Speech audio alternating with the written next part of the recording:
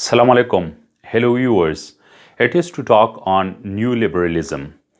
In previous video, we talked about liberalism, school of thought, and international relations theory. But now we will discuss new liberal thought and IR theory, that how it is different from the traditional liberalism. New liberalism is especially concerned with the market-oriented economic policies. New liberalism, it is an economic sphere, but here we also discuss it in international relations. So some policies of states they adopt about the market economy to bring reforms over there by having minimized role of the state in the market, having more privatization and austerity, and eliminating trade barriers and having more soft economic policies by deregulation. Then it is called new liberalism, especially in economic field. Here we discuss about new liberalism and international relations and politics. It is different from liberalism and IR, that is, the traditional liberalism is mainly concerned with the individual liberty under the law, especially the economic freedom. But new liberalism, it has focus on institutions, international institutions, norms, principles, and laws. States, they make some international norms in regimes through which they operate, and they expand their trade. New liberalism also believe in the centrality of the state, that yes, state is the unitary and the central actor in international relations. But it doesn't mean that states, if they live an anarchic nature of international politics, they will go to war as new realists they predict. So still living in anarchy in international systems, states they can cooperate with one another under the international norms and regimes. Trade, it can bring peace to the states. International trade is a prerequisite for having peace in the world. So states, they consider cooperation with one another as important, and they look for absolute gains rather than relative gains as prescribed by the new realists. What is absolute gain? Absolute gain, it is like non-zero sum game, and relative gain is relevant to the zero sum game. When trade is considered as beneficiary for all the states, and if trade is regarded that it can generate wealth and it can bring peace, it motivates states for having more cooperation and for the resolution of disputes through non-violent methods, negotiations, and diplomacy. Then states, they consider trade as absolute gain. And relative gain, like new realists say that states, they hesitate to have cooperation and trade with one another, that it can bring conflict, and then states, they go to war.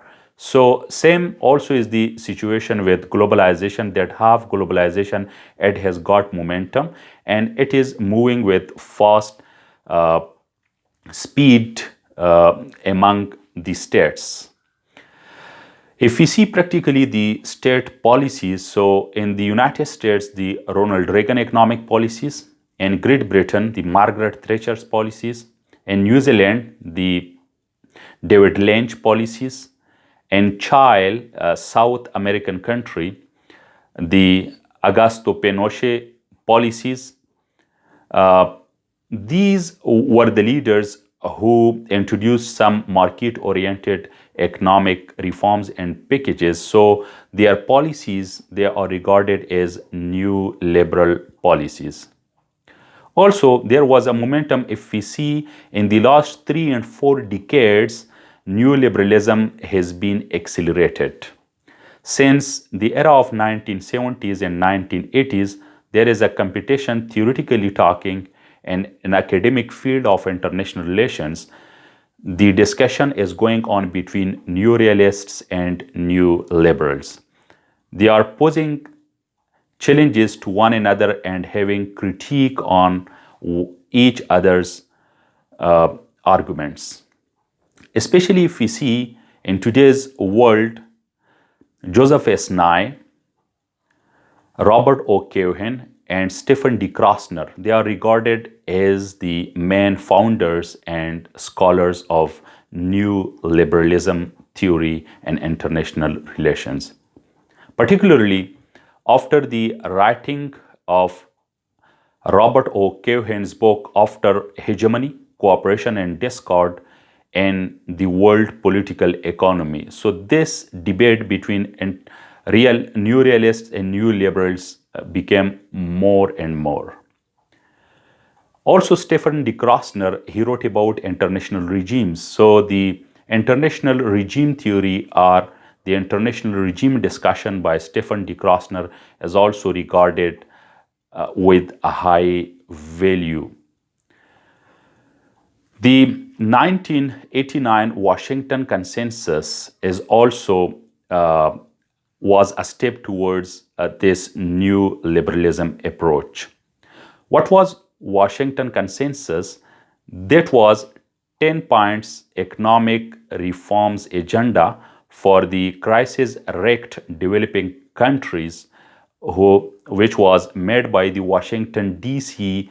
based international financial institutions such as IMF, International Monetary Fund, World Bank, and the US Department of Treasury.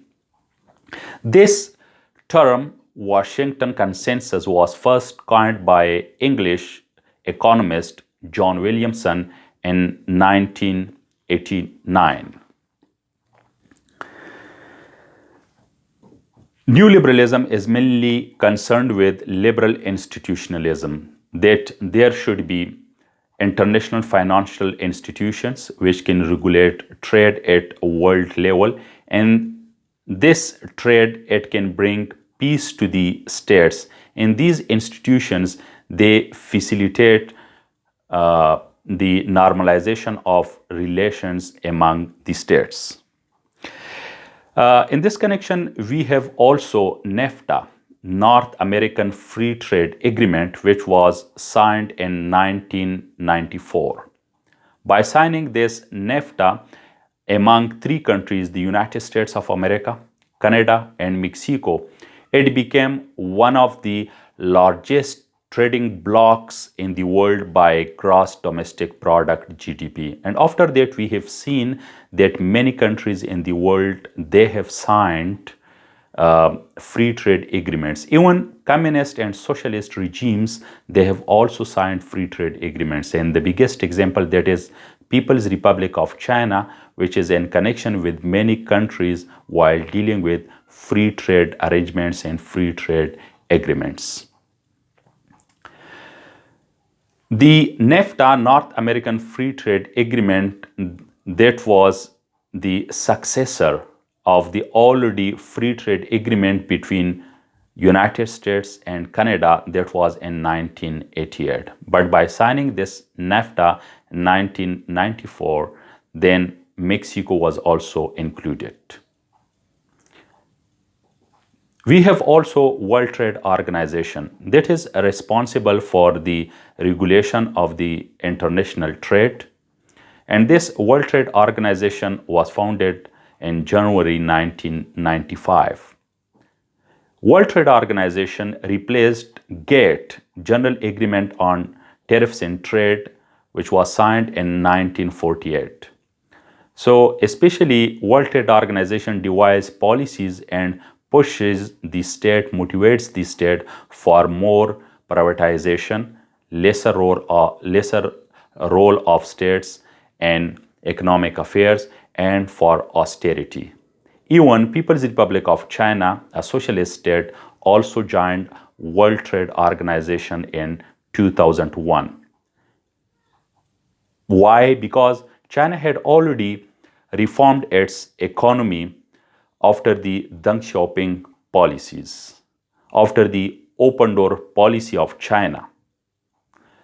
Even today, we can't call the Chinese economy as a strictly 100% socialist economy. And after joining WTO, the World Trade Bloc, in 2001, China further modified and further introduced reforms in its own economy. That's why the Western world, capitalist world, welcomed China in the World Trade Organization. This World Trade is very much related, and the international institutions with the democratic peace. What is democratic peace or democratic peace theory? That democracy, it brings peace.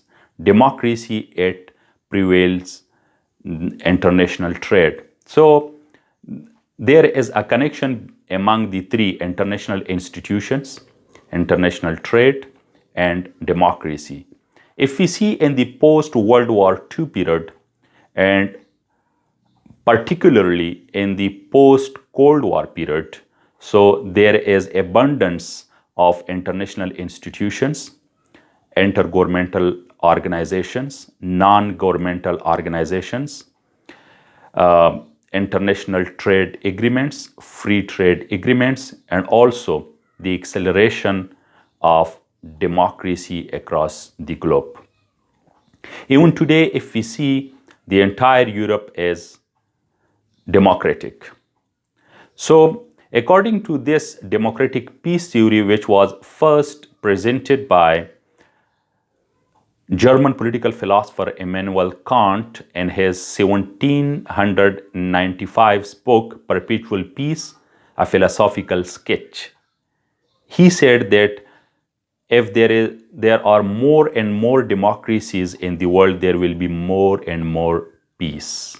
So let's to have more international institutions, more international trade, and more democracies and democratic countries in the world. So the final destination will be peace. But there should be mature democracies. Within this democratic peace, there is dyadic peace and there is monadic peace. What is dyadic peace? Dyadic peace means that two democracies, they don't fight with one another. They don't go to war against each other.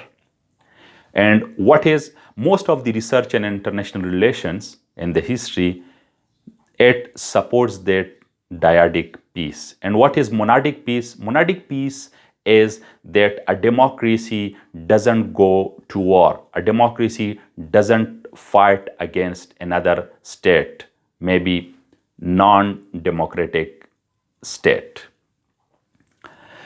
Research supports dyadic peace more than monadic peace under the democratic peace theory. If we see in the post-Cold War era, the European continent, so it is almost peaceful because countries, they are democratic. Only exception is the Bosnian-Serbian war, the Kosovan crisis. That was because of the disintegration of the Yugoslavia. So Yugoslavia was already a socialist state, and that was the disintegration of Yugoslavia that wars started. But there is no war in the post-Cold War period in Europe between two democracies. So this fact supports the democratic peace theory. But yes, pseudo-democracies, semi-democracies, or immature and young democracies, they fight even against one another. And why democracies, they don't go to war against each other? Because of some factors. One, that one democracy recognizes another democracy's values, traditions, political system, economic system as identical. So they don't fear the either political or economic ideology or system of another democracy as rival. Second, leaders are chosen by voting system. So leaders are not autocratic, they are not dictators. Third, there is an election process. So people, they gave votes. That's why leaders, they also consider about their re-election, that people, if they go to war, people may reject them. So there is also a kind of accountability sense. Another, that is the services delivery. So in democratic countries, the leaders, they deliver more as compared to other system. Although there is criticism on democratic peace, that even there is the concept of democracy and some other systems as well, such as people's democracy, even social democracy, and so on. But according to this democratic peace theory, because of these factors, democracies, they don't go to war against each other. Dear viewers, I will bring new interesting videos on international relations, IR theories, and current affairs. Subscribe my channel, press the bell icon to be informed with my new video uploads. Keep watching. Take care.